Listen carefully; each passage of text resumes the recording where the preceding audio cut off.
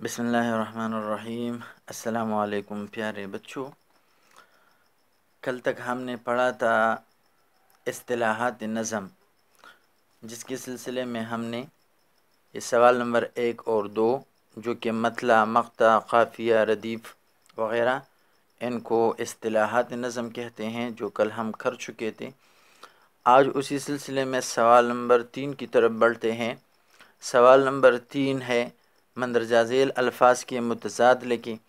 تو یہ 5 الفاظ آپ کو دیے گئے ہیں، انشاءاللہ ہم اس کے متضاد لکھیں گے۔ پھر یہاں پر سوال نمبر 6 گرامر کا ایک سوال ہے کہ کسی چیز کوئی، یہ کتاب والے ایک آپ کو تعریف سمجھا رہے ہیں، اور پھر باقاعدہ آپ سے اس کی 3 مثالیں بھی مانگی گئی ہے۔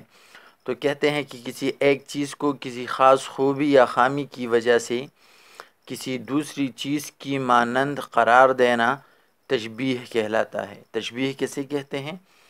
کہ آپ کے پاس 2 چیزیں ہیں، ایک چیز کو کسی دوسری چیز کی مانند قرار دیتے ہیں، اس جیسا قرار دیتے ہیں، چاہے وہ خامی ہو یا خوبی ہو، اچھی صفت ہو یا بری صفت ہو۔ تو جیسے پانی برف کی طرح ٹھنڈا ہے، پانی بہت زیادہ ٹھنڈا پانی ہوتا ہے تو آپ اسے برف کی مانند قرار دیتے ہیں، تو ایسے عمل کو تشبیہ کہتے ہیں۔ یا پھولوں پر شبنم کے قطرے موتیوں کی مانند چمک رہے تھے، یعنی پھولوں کے اوپر جو شبنم کے قطرے ہوتے ہیں، جو اوس کے قطرے ہوتے ہیں، تو وہ جس پر سورج کی روشنی پڑتی ہے تو اس طرح چمکتے ہیں جیسے موتی چمکتے ہیں۔ تو پھر آپ سے 3 مثالیں بھی مانگی گئی ہے۔ تو اب اچھا جی، اس کے بعد یہاں پر یہ سوال نمبر نیکسٹ جو ہے، تو اس میں اصناف نظم کے بارے میں بات ہوئی ہے، جو ابھی ہم ڈیٹیل کے ساتھ لکھیں گی بھی اور پڑھیں گی بھی۔ تو یہ ترتیب ہوا، سوال نمبر 3، 4 اور پھر 5 ملاحظہ فرمائیں۔ اچھا جی، سوال نمبر 3 یہ ہے، آپ کے پاس الفاظ متضاد ہیں۔ الفاظ متضاد، الفاظ آپ کو یہ الفاظ دیے گئے ہیں اور اس کے متضاد آپ نے لکھنے ہیں۔ متضاد ضد سے نکلا ہے، یعنی الٹ، جسے آپ انگریزی میں اپوزٹ کہتے ہیں۔ تو نافرمان کا اپوزٹ آتا ہے فرما بردار، نامحرم کا اپوزٹ آتا ہے محرم، گدھا یہ فقیر کو کہتے ہیں، اس کا اپوزٹ، اس کا متضاد آتا ہے شاہ۔ شکر ہے تو شکر کا اپوزٹ لفظ آتا ہے ناشکری، اور اقرار ہے تو اقرار کا متضاد لفظ آتا ہے انکار۔ آپ نے بالکل اسی طرح بلیک مارکر سے ہیڈنگز لکھنی ہے اور اس کے بعد یہ الفاظ کٹ نب سے لکھنا ہے۔ پھر سوال نمبر 4 آپ نے ہیڈنگ دینی ہے تشبیہ کی تعریف۔ تو تشبیہ کی آپ تعریف لکھیں گے، تعریف میں وہی لکھیں گے جو کتاب میں موجود ہے۔ کسی ایک چیز کو بالکل اسی طرح بلیک مارکر سے آپ نے ہیڈنگ دینی ہے اور اس کے بعد تعریف لکھنی ہے 1 فنگر گیپ چھوڑ کر۔ کسی ایک چیز کو کسی خاص خوبی یا خامی کی وجہ سے اچھا جی، اگلا سوال جو کتاب میں بھی موجود ہے، لیکن کتاب میں موجود ہونے کے ساتھ ساتھ آپ نے لکھنا ہے تاکہ یہ آپ کے ذہن کی تختی پر نقش ہو جائے۔ تو آپ نے اس انداز میں لکھنا ہے، سب سے پہلے اوپر بلیک مارکر سے آپ نے ہیڈنگ دینی ہے اصناف نظم۔ وہاں پر انہوں نے نام ذکر نہیں کیا، صرف تعریف ہی لکھی ہے، تو باقاعدہ آپ اس کی ہیڈنگ لکھیں گے، نام لکھیں گے اصناف نظم۔ پھر اصناف نظم چونکہ انہوں نے صرف تعریف دی ہے، لیکن ہم باقاعدہ ترتیب کے ساتھ لکھیں گے جس طرح ہم عام روٹین میں لکھتے ہیں۔ تو سب سے پہلے آپ لکھیں گے، ہیڈنگ دیں گے حمد، پھر بالکل اسی انداز میں بلیک سے آپ نے حمد لکھا، ڈبل ڈاٹ، پھر نیچے 1 فنگر گیپ چھوڑ کر آگے لکھیں کہ وہ نظم، جو نظم اللہ کی تعریف میں لکھی جائے اسے حمد کہا جاتا ہے۔ بالکل آسان، آپ 7 اور 6 میں بھی یہ پڑھ چکے ہیں۔ نعت، اور یہ آپ کے 9 10 کے لیول پر یہ ہمیشہ MCQs میں آتا رہتا ہے۔ نعت پھر آپ نے ہیڈنگ دینی ہے، 1 فنگر گیپ چھوڑ کر کٹنپ سے لکھنا ہے۔ جو نظم رسول پاک صلی اللہ تعالیٰ علیہ وسلم کی تعریف میں لکھی جائے وہ نعت کہلاتی ہے۔ اچھا جی، یہ دو چیزیں یہ آپ 6 7 میں پڑھ کر آئے ہیں، لیکن جو آگے ہم پڑھیں گے تو یہ آپ نہیں پڑھے ہیں آپ نے۔ اچھا جی، اگلا ہے منقبت۔ منقبت وہ نظم جس نظم میں اولیاء اللہ یا بزرگان دین کی تعریف کی جائے اسے منقبت کہتے ہیں۔ بعض نظمیں شعراء حضرات لکھتے ہیں جس میں کسی بزرگان دین، کسی ایک بزرگ یا بہت سارے بزرگان دین، صحابہ کرام یا کسی ایک صحابی، ائمہ حضرات میں سے کسی امام صاحب یا کوئی بھی بزرگ جو گزرا ہو، جس طرح معید الدین چشتی رحمۃ اللہ علیہ، جنید بغدادی رحمۃ اللہ علیہ، تو ان کے بارے میں اگر کوئی نظم لکھے، ان کے محاسن، ان کی تعریف کرے تو ایسی نظم کو منقبت کہا جاتا ہے۔ اچھا جی، اگلا ہے مناجات۔ مناجات کی لفظی معنی بھی ہے دعا۔ مناجات کی لفظی معنی ہے دعا، تو لہٰذا ابھی آپ سمجھ جائیں گے جس نظم میں بندہ اپنے خدا سے التجا کرتا ہے اور دین و دنیا کی بھلائی مانگتا ہے اسے مناجات کہا جاتا ہے۔ ایسی نظم جس میں بندہ دعا کرتا ہے، یعنی اللہ تعالیٰ سے مخاطب ہو کر ایک دعا کرتا ہے، تو ایسی نظم مناجات کہلائے گی۔ جس طرح آپ کی وہ مشہور نظم ہے جو کبھی کبھار ہم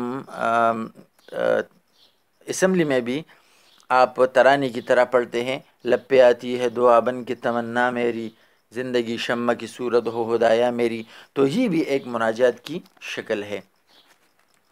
اچھا جی، اس کے بعد ہے قصیدہ۔ قصیدہ، لفظ قصیدہ کی لفظی معنی ہے تعریف۔ قصیدہ کی لفظی معنی ہے تعریف۔ جو نظم کسی بادشاہ، وزیر یا دولت مند آدمی کی تعریف میں لکھی جائے اسے قصیدہ کہا جاتا ہے۔ یہ پرانے زمانے میں اس طرح ہوتے تھے کہ شعراء حضرات یہ کسی دولت مند یا بادشاہ یا امیر کبیر کے دربار میں ان کے ہاں جاتا تھا، ان کے بارے میں نظم لکھتے تھے اور ان کی تعریف کرتے تھے، ان کی جھوٹی شان بیان کرتے تھے، تو پھر وہ بادشاہ یا وزیر وہ خوش ہوتا تھا اور اسے انعام و اکرام کے طور پر کچھ نہ کچھ عطا کرتا تھا۔ تو اس وجہ سے، ورنہ قصیدہ ہر اس نظم کو کہتے ہیں جس میں آپ کسی کی تعریف کریں، چاہے وہ کوئی امیر کبیر ہو، یا بعض شاعر ہوتے ہیں کہ اپنے والد صاحب کی کا قصیدہ لکھتے ہیں، یا کوئی شاعر ہوتا ہے اپنے کسی استاد کے بارے میں، کسی دوست کے بارے میں ایسی نظم لکھی جس میں اس کی تعریف کی گئی ہو، تو یہ ساری نظمیں قصیدہ کہلائے گی۔ مرثیہ۔ مرثیہ اس نظم کو کہتے ہیں جس نظم میں کسی کی موت پر غم کا اظہار کیا جاتا ہے اسے مرثیہ کہا جاتا ہے۔ ایک بندہ ہے، وہ وفات پا چکا ہے یا آپ کے سامنے وفات پا گیا، پھر آپ نے قلم اٹھا کر اس کے محاسن کا ذکر کیا، اس کی زندگی کے کسی پہلو کا ذکر کیا، اس کی تعریف بیان کی، تو ایسے مرنے والے شخص کی تعریف بیان کی جاتی ہے جس نظم میں، اس نظم کو مرثیہ کہتے ہیں۔ لیکن یاد رہے کہ آج کل یہ مرثیہ جو ہے یہ صرف اور صرف شہدائے کربلا تک محدود ہے، صرف اور صرف شہدائے کربلا تک محدود ہے۔ آپ جو بھی مرثیہ اٹھا کر دیکھتے ہیں یا جو مشہور شعراء گزرے ہیں تو انہوں نے جو مراثی لکھے ہیں تو وہ مراثی سارے کے سارے تقریباً شہدائے کربلا، امام حسین رضی اللہ تعالیٰ عنہ اور ان کے جو جانباز تھے جنہوں نے کربلا کے میدان میں جام شہادت نوش کیا، تو تقریباً ساری کے ساری مراثی ان کے بارے میں ہیں۔ اور یہ آخری جو ہے مثنوی۔ مثنوی کے لفظی معنی ہے دو دو۔ یہ ایک طویل نظم ہوتی ہے جس میں صرف دو دو مصر جو ہوتے ہیں بس، یعنی ایک شعر، وہ آپس میں ہم قافیہ یا ہم ردیف ہوتے ہیں، تو اس وجہ سے وہ طویل نظم جس میں کوئی قصہ کہانی، کسی جنگ کے حالات یا فلسفی کی کوئی لمبی چوڑی بات بیان کی گئی ہوتی ہے، اسے مثنوی کہا جاتا ہے۔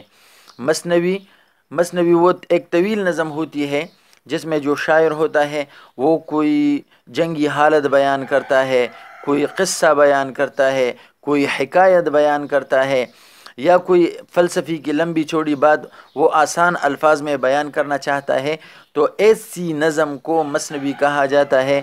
مثنوی کی دنیا میں میر حسن کی مثنوی سحر البیان کو بہت زیادہ شہرت حاصل ہے۔ اس کے علاوہ شیخ سعدی رحمۃ اللہ علیہ کی کتاب بوستان اور گلستان میں بہت ساری مثنویاں ہیں جو مشہور ہے، اور جس میں انہوں نے زبردست حکایات قلم بند کی ہے۔ اچھا جی، یہ تو ہو گئے آپ کا حمد کا مشق جو یہاں تک ختم ہو گیا، اور آج آپ کا ہوم ورک یہی ہوگا کہ آپ نے یہ سارا مشق یاد کرنا ہے۔ السلام علیکم۔ دوسری چیز کی مانند قرار دینا تشبیہ کہلاتا ہے۔ جیسے تو ابھی یہ دو مثالی کتاب والوں نے آپ کو سمجھانے کے لیے دی ہے، تو بالکل اسی طرح آپ لے کے، جیسے پانی برف کی طرح ٹھنڈا ہے، شبنم پھولوں پر شبنم کے قطرے موتیوں کی مانند چمک رہے تھے۔ پھر چونکہ کتاب والوں نے باقاعدہ آپ سے 3 مثالیں مانگی ہے، تو پھر آپ امثال کی ہیڈنگ دے دیں اور پھر نیچے ترتیب کے ساتھ لکھیں۔ مثال نمبر 1، بچہ پھول کی طرح خوبصورت ہے۔ مثال نمبر 2، احمد شیر کی مانند بہادر ہے۔ اور نمبر 3، عظمیٰ بلی کی سی تیز ہے۔ اس کے علاوہ بھی آپ بہت ساری مثالیں لکھ سکتے ہیں، بزدلی کے لحاظ سے، خوبصورتی کے لحاظ سے، سفیدی کے لحاظ سے، کسی بھی تاریکی کے لحاظ سے، وغیرہ وغیرہ۔ تو یہ آپ اس خود سے بھی بے شمار مثالیں لکھ سکتے ہیں۔